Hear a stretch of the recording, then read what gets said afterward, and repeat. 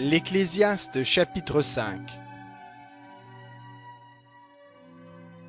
Ne te presse pas d'ouvrir la bouche, et que ton cœur ne se hâte pas d'exprimer une parole devant Dieu. Car Dieu est au ciel, et toi sur la terre. Que tes paroles soient donc peu nombreuses. En effet, le rêve vient de la foule des soucis, et la voix de l'insensé se fait entendre par une foule de paroles. Lorsque tu as fait un vœu à Dieu, ne tarde pas à l'accomplir, car il n'y a point de faveur pour les insensés. Accomplis le vœu que tu as fait. Mieux vaut pour toi ne pas faire de vœu que d'en faire un sans l'accomplir.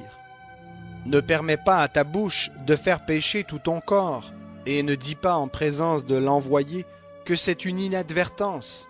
Pourquoi Dieu devrait-il s'irriter de tes paroles et ruiner l'œuvre de tes mains?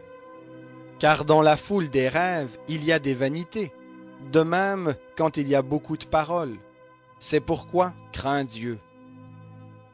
Si tu vois dans une province qu'on opprime le pauvre et qu'on viole le droit et la justice, ne t'étonne pas de la chose, car un grand protège un autre grand, et il en est encore de plus grands au-dessus d'eux. Les produits de la terre sont pour tous, même un roi est tributaire de la campagne. Celui qui aime l'argent n'est pas rassasié par l'argent. Celui qui aime le faste n'a pas de revenu. C'est encore là une vanité. Quand les biens se multiplient, ceux qui en mangent se multiplient aussi. Quel bénéfice en ont les propriétaires, sinon qu'ils le voient de leurs yeux?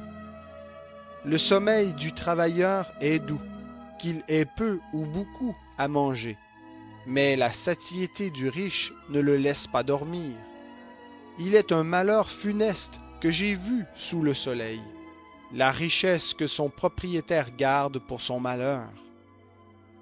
Cette richesse se perd par une mauvaise affaire. Le fils qu'il avait engendré n'a plus rien en main. Comme il est sorti du sein maternel, il s'en retourne nu comme il était venu. Il n'emportera de sa peine rien qu'il puisse emmener dans sa main. C'est encore là un malheur funeste. Il s'en ira exactement comme il est venu. Et que lui restera-t-il après avoir peiné pour du vent? Il consume ainsi toutes ses journées dans les ténèbres, beaucoup de tracas, de souffrances et d'irritations. Voici ce que j'ai vu. C'est déjà bien beau pour l'homme de manger, de boire et de voir le bonheur au milieu de toute la peine qu'il se donne sous le soleil, pendant le nombre des jours de vie que Dieu lui a donné, car c'est là sa part. D'ailleurs, pour tout homme à qui Dieu a donné richesse et ressources, et qu'il laisse maître de s'en nourrir, d'en prendre sa part et de se réjouir au milieu de sa peine, c'est là un don de Dieu. En effet, quand il n'aura plus grand-chose, il se souviendra des jours de sa vie où Dieu lui répondait par la joie du cœur.